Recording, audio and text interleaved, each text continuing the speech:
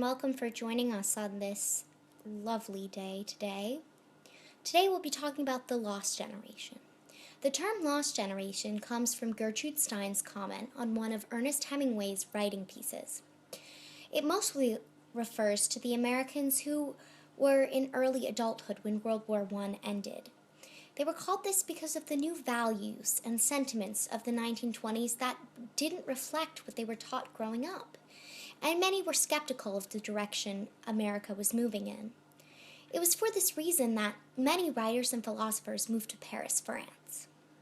The lost generation was scattered around America and Europe. For many, the United States' involvement in World War I came without reason and was immensely falsified by the government with the use of propaganda and restrictions on the American people. Many men were drafted, and although the Allies won the war, many lives were lost.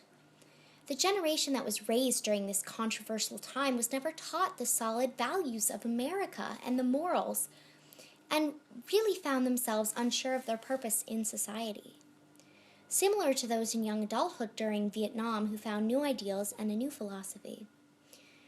Leading to the criticizing and confusing lost generation was all the new technology, such as cars and automatic weapons. There were new jobs, and even women had developed a new role as they became more involved in the workforce and really embraced their sexuality with the famous flappers. These changes repulsed many novelists and writers who enjoyed the moral America.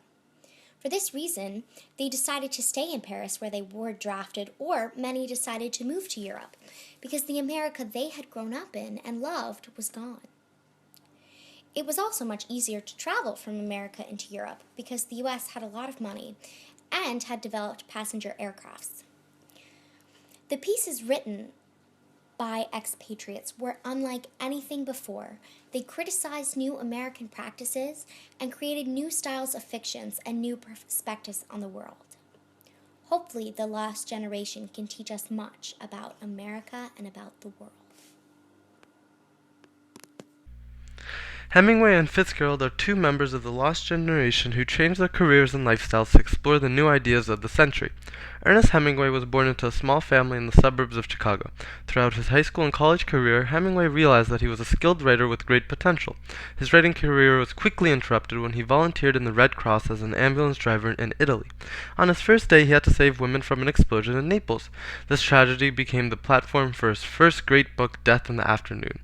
After the war, Hemingway fell in love with Europe and became a foreign correspondent for the Toronto Star Weekly in Paris.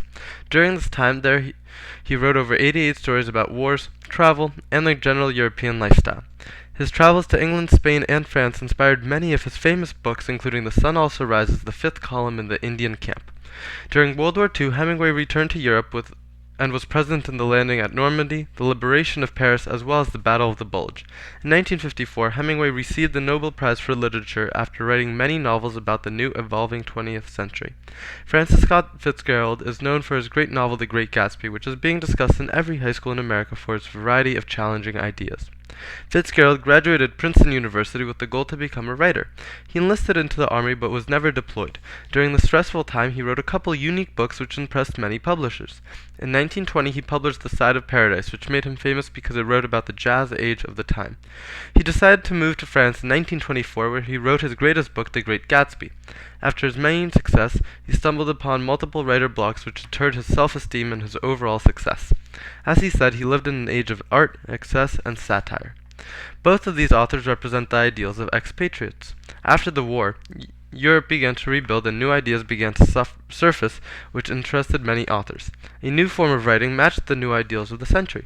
Hemingway and Fitzgerald used the events of World War I and the culture after the war as inspiration for some of the greatest novels in American literature. The lost generation is classified as the generation of men and women who came of age during or immediately following World War I, viewed as a result of their war experiences and the social upheaval of the time as cynical, disillusioned, and without cultural or emotional stability. As David has previously mentioned, two very famous writers that have come from this period of writing are Hemingway and Fitzgerald. What makes the lost generation of writers similar is their stylistic techniques. All the writers of the group had one goal in mind, to let the reader work to figure out the meaning of the passages. Hemingway and Fitzgerald both used many literary devices to give clues to the reader as of what the passages may be symbolic of and mean. Fitzgerald uses long, extended metaphors in his most famous pieces of literature, which include The Great Gatsby, This Side of Paradise, and Tender is the Night. Hemingway also follows the pattern of the writers of the Lost Generation, such in his book The Old Man and the Sea. He embeds deep clues into his writing, so the reader is required to read between the lines. Ideas in the books of famous authors were another way that the authors were grouped into the Lost Generation.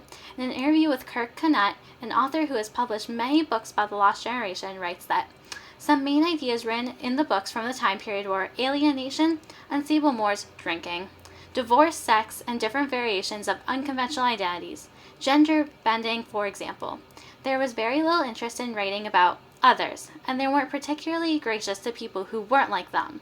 There is a lot of satire in the Lost Generation fiction, and most of it makes fun of elders or figures of authority, and, unfortunately, Jews. Perhaps the truly contradictory thing is that these writers wanted it both ways. They wanted to write about breaking boundaries, but they also wanted to reserve the right to laminate their falling away from norms and standards. The Lost Generation gifted America with many great novels, and people still study and learn from their stylistic and literary techniques used by many gifted authors from the time period of the Lost Generation. Thank you very much.